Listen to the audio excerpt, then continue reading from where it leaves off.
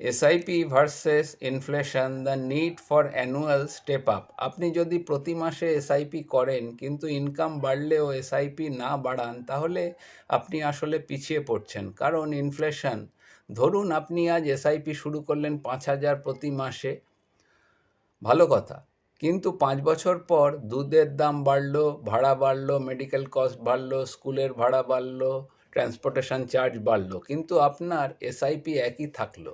Inflation বছরে 6 থেকে 7% করে আপনার টাকার শক্তি কমিয়ে দেয়। আপনি যদি অ্যানুয়াল এসআইপি স্টেপ আপ না করেন, আপনার ফিউচার গোল ছোট হয়ে যাবে। রিটায়ারমেন্ট বা চাইল্ড এডুকেশন ফান্ড গ্যাপ তৈরি হয়।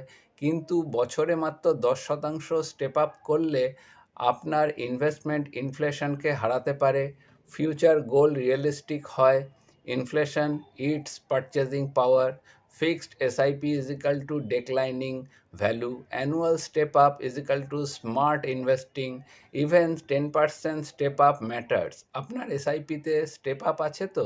ডিএম করুন স্টেপ আপ লিখে। আমার নাম ইন্দ্রনীল।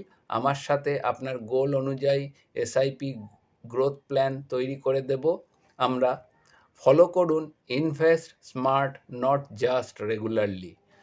আমাদেরকে লাইক, সাবস্ক্রাইব, শেয়ার করুন আপনাদের পরিচিত এবং বন্ধুবান্ধবদের মধ্যে, এবং অবশ্যই আপনার মতামত আমাদেরকে লিখে জানান।